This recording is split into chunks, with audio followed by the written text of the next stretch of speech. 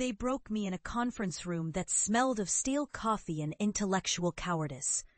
The Dean of Dentistry, a man whose hands had never known anything but sanitized, predictable decay, switched off the slide projector with a final, dismissive click.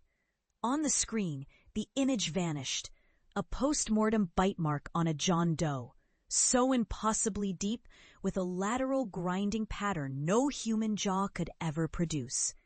Dr. Thorne, he'd said, his voice dripping with condescending pity. This is a school of science, not folklore. Your fixation on what you're calling anomalous dental markings is not only unfounded, it's frankly disturbing your peers. He slid a letter across the polished table. Dismissal. Effective immediately. My career didn't just die. It was murdered in a sterile beige office by men who chose comfortable lies over terrifying truths. And that single, brutal act of betrayal was the first sound in a symphony of ruin that would become my life. I went home, not to my tiny student apartment, but back to my parents' house, a place of manicured lawns and buried secrets. I brought the shame of my failure with me, and they greeted it like an old, unwelcome friend.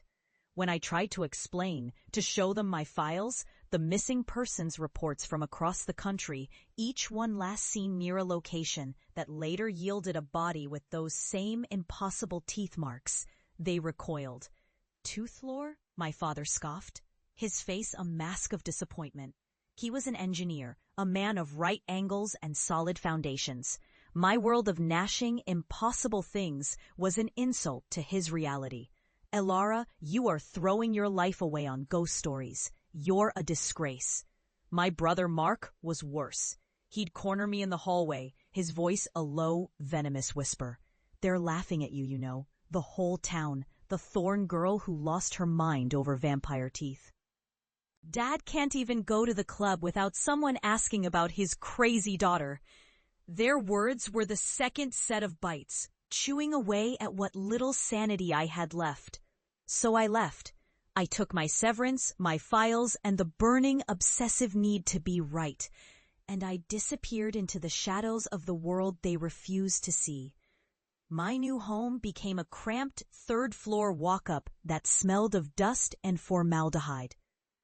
The walls weren't decorated with art. They were covered in maps, connected by red string leading to dental records and coroner's reports I'd begged, borrowed, or stolen. I was no longer Elara Thorne, the promising dental student. I was a pariah, a ghost haunting the fringes of forensic science. And in that exile, I found them. I gave them a name, the mandibulars, an ancient parasitic species that wore human bodies like ill-fitting suits. They were dormant for generations, but something had woken them up. The host was merely a vessel, a walking shell that carried the true horror within its jaw. When it fed, a second set of teeth, long, serrated, and made of something denser than enamel, something almost metallic, would emerge, unhinging the human jaw to clamp down with impossible force. My first real encounter was in a derelict asylum in upstate New York. I'd tracked a victim there, a hiker who'd vanished a week prior. The air was thick with mildew and a low, guttural humming. I found the host in the old hydrotherapy room. It looked like a man at first, just a vagrant huddled in the corner. But then he smiled, and the skin around his mouth stretched, split, and peeled back.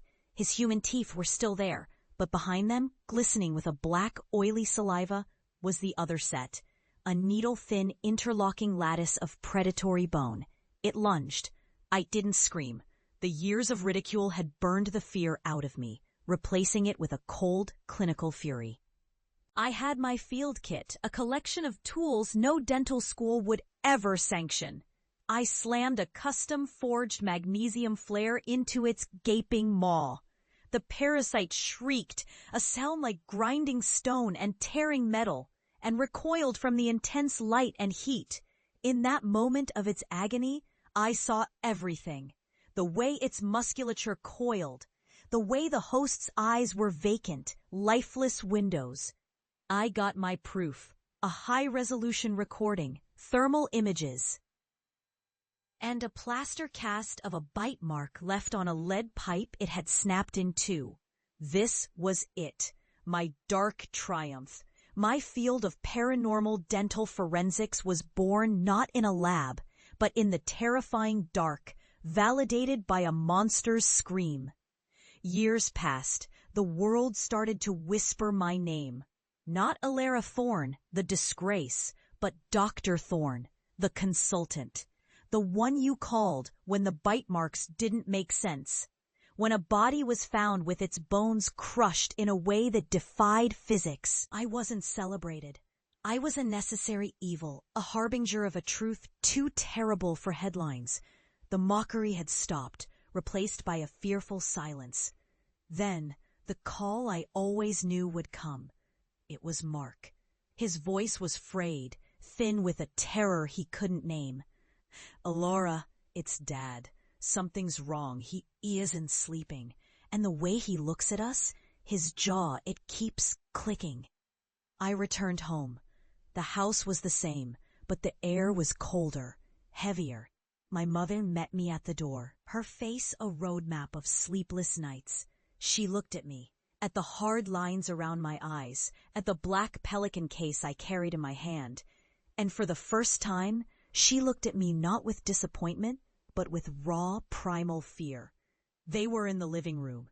My father sat in his old armchair, unnaturally still. Mark stood by the fireplace, wringing his hands. "Thank God you're here," Mark breathed. "He won't talk to us. He just sits there, making this." I didn't look at my brother. I looked at my father. I saw the subtle tension in his cheeks, the unnatural stillness of his posture. I recognized the signs of a late-stage host. "You didn't believe me," I said, my voice flat, devoid of the emotion they'd stripped from me years ago. I set my case on the coffee table and opened it. Inside wasn't medical equipment.